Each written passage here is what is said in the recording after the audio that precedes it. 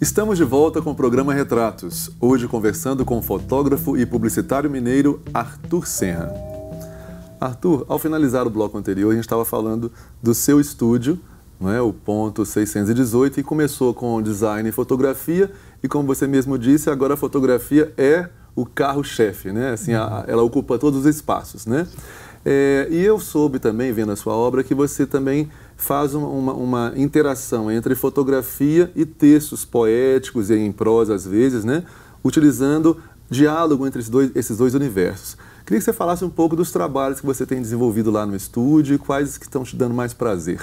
Sim, prazer para mim é a relação com pessoas, por ser sempre envolvido com histórias, né? Pessoas contam histórias. Então o retrato é uma dos grandes carros-chefes mesmo. Retrato de pessoas. De pessoas, sim, portraits. Isso para mim representa muito porque é a oportunidade que eu tenho para conhecer pessoas novas, de trocar, fazer uma troca válida. E teve momentos fantásticos sobre retratos lá no estúdio. Pessoas que realmente marcaram, assim. Eu fotografei o Dedé Santana. Ah, que legal. Que, assim, pô, é um mito para minha infância. Sim, e de vários milhões de pessoas. Exato. E também um último ensaio que para mim foi muito representativo por esse envolvimento também todo no processo de criação, no resultado que deu, foi com a Rafaela Fernandes, que é bailarina do Grupo Corpo, que resultou num texto, num soneto, que para mim é muito representativo, foi o auge que eu cheguei na literatura até agora. Que legal. Então você, a partir das fotos que você fez dela, você se inspirou para poder fazer esse poema. Sim. E aí ele vem junto com as fotos dela. Exato. É isso? Exato. Você pode mostrar pra gente esse poema? Claro, com o maior prazer. Eu vou lê-los aqui, rapidinho. Ele chama Padedê. Bem apropriado, né? Padedê. Exato, olha só. Estes olhos não te negam a persistência do meu estimar. Fintam cada linha de tua pele, indagando o afim. Mesmo não aproximando o tocar, deves ter algo de mim. Ó, escusa beleza, como pode se figurar em um só vivente e consentir que em tempo algum serás mais bela, só representando o talho afapê do presente.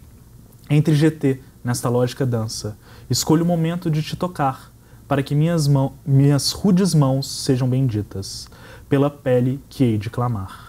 Alegro em fuga, meu peito toca rítmico, desejando a cada segundo mais desse eterno padedê. Já que dele sou dependente, como da beleza adicto escolhi ser.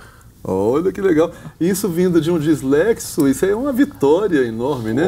Você começou com dificuldade de ler e de escrever. E aí já está produzindo textos dessa qualidade, então parabéns, rapaz. Vitória pessoal muito grande, né? Já estou satisfeito com as minhas conquistas. Mas é muito sincero isso. E esse processo é interessante, né?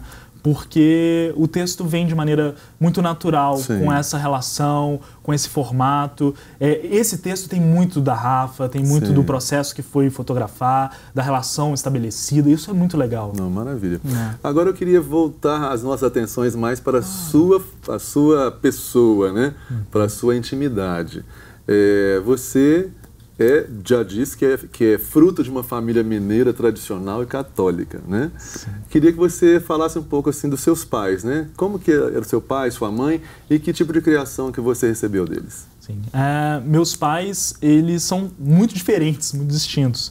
Minha mãe, sempre apaixonada por arte, sempre me estimulou assim, a ser artista, a fazer coisas nesse caminho artístico. E ela sempre me levou em exposições, peças de teatro. Te fotografou todos os dias até os 10 anos. Exatamente. E meu pai é um pouco mais... é até engraçado, um pouco mais carinhoso, mas um processo diferente. Ele é mais politizado, sindicalista, sempre muito forte e ferrenho em posições e bandeiras sociais muito fortes. Entendi. É uma coisa legal, assim, por exemplo, meu pai nunca me xingou por nada, Mas uma vez eu usei denegrir numa frase e ele quase me deserdou. Assim, falou assim, nunca use mais uma palavra com tal carga, com peso tão preconceituoso e tal. Então ele nunca me deixou nem expressar em uma palavra simples uma possível relação de preconceito. Sim. Isso foi muito importante para minha formação. Ah, que legal. Você teve os dois mundos aí, né? Somados, Exato, né? Exato. E seus pais se separaram quando você ainda era muito jovem, não é? Queria saber qual foi o impacto dessa separação na sua vida. Nenhum. Isso é engraçado. Surpreendente. Não, nenhum. Nunca fez diferença nenhuma pra mim. Na verdade, foi até bom, porque eu tive essas duas criações distintas. Você pode ter o melhor dos dois mundos. Melhor dos dois mundos, sem conflito. Isso que foi bom, assim. Mas é surpreendente uma resposta dessa. A gente espera uma outra coisa, né? De forma nenhuma. A separação geralmente traz alguns dramas, alguns traumas. Então, que legal que você conseguiu. Nesse caso, não. Tô achando que a sua índole, né, o seu perfil é de superar problemas, né? Com tranquilidade, né? Sim. O pensamento quase nietzscheano sobre as coisas. Não. Que legal. Amor fati. Eu amo o que a vida há de me dar. Que ótimo. Você também já declarou que o seu primeiro grande mestre foi o seu avô materno, né? E que, inclusive, ele influenciou o seu gosto pela história.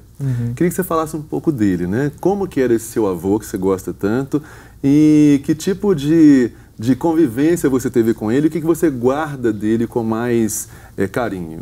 É o grande Marcelino Senra Cordeiro, o Lili, que era o apelido dele, que todo mundo conhecia como Vovô Lili.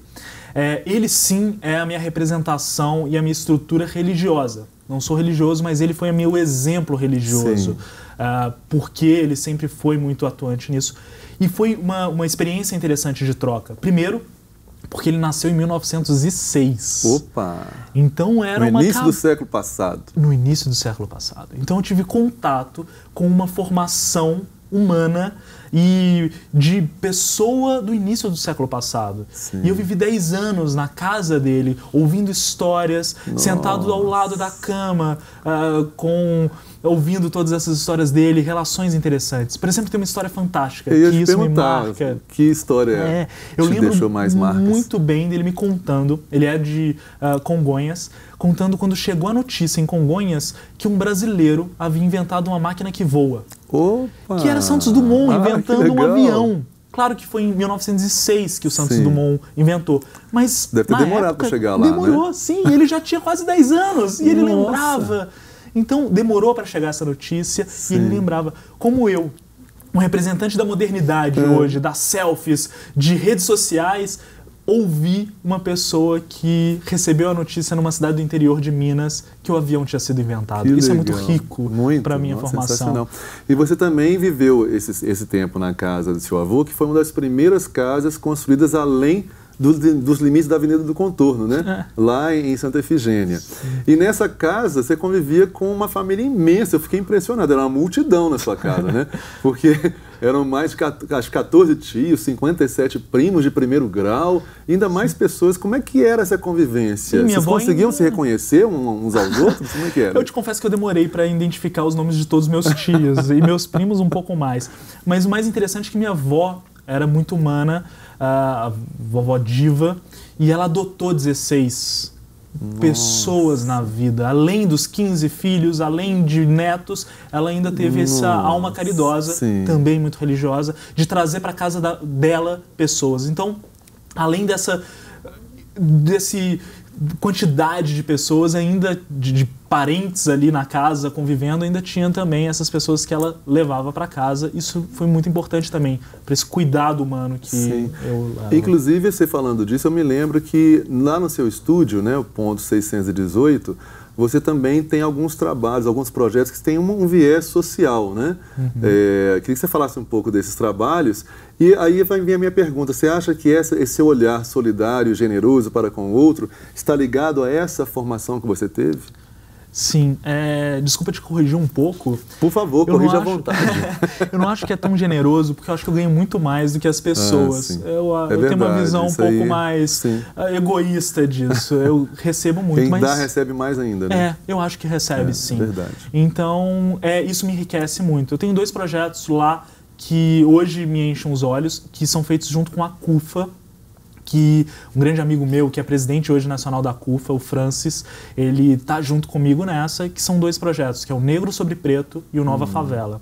O Negro sobre Preto é mais representativo para mim, porque são retratos de negros, moradores da favela, pessoas comuns, que legal, que entregam a pele a esse momento, esse clique, e aceitando a cor, a raça, toda essa força que tem. Sim, que é maravilhosa, negro, né? Que é maravilhosa. Você dá mais visibilidade também para esses cidadãos, né? Sim, sim, mas é um projeto deles para eles. Eu sou ali mero coadjuvante nessa. Você é um veículo, Eu sou um veículo, sim. Nada mais que isso. Não me vejo mais que isso. Sim. Mas é muito rico essa vivência e esse resultado. Assim. Que maravilha. Então, e isso te alimenta um pouco a sua alma de artista e de pessoa, né, que se preocupa com essa questão social também. Sim, eu acho que eu valido a educação que meu pai deu, eu valido o que meu avô e minha avó foram como representantes dessa bondade humana, dessa forma cristã, eu acho, de viver a vida, de olhar para o outro, de cuidado. Eu acho que eu consigo, nesse caso, ser fiel ao que eles me ensinaram. Sim. Que legal. Eu espero, inclusive, que os seus trabalhos sejam vistos pelas pessoas com esse olhar, né? Esse olhar também generoso e entendendo que você é uma pessoa, né, que tem esse cuidado com o outro e que você, como você mesmo disse, honra as tradições familiares. Sim. E, na verdade, o mundo está precisando muito disso, né? Olhares generosos e amorosos. Para a gente poder ter uma aproximação mais feliz com as pessoas. Sim, é verdade. Claro. Querido, muito obrigado pela sua presença aqui. Prazer. Viu? Foi um prazer conhecê-lo e conversar com você aqui. O prazer foi todo meu. Obrigado. Valeu. Bem, assim nós encerramos o nosso programa Retratos de hoje. Se você quiser sugerir entrevistados ou enviar comentários, entre em contato com a gente pelo e-mail retratos@tvhorizonte.com.br. Curta também a nossa página no Facebook. Nela você pode acompanhar notícias, sorteios e fotos dos nossos convidados. Semana que vem, nós temos um novo encontro marcado aqui pela TV Horizonte. E eu espero você, hein? Grande abraço!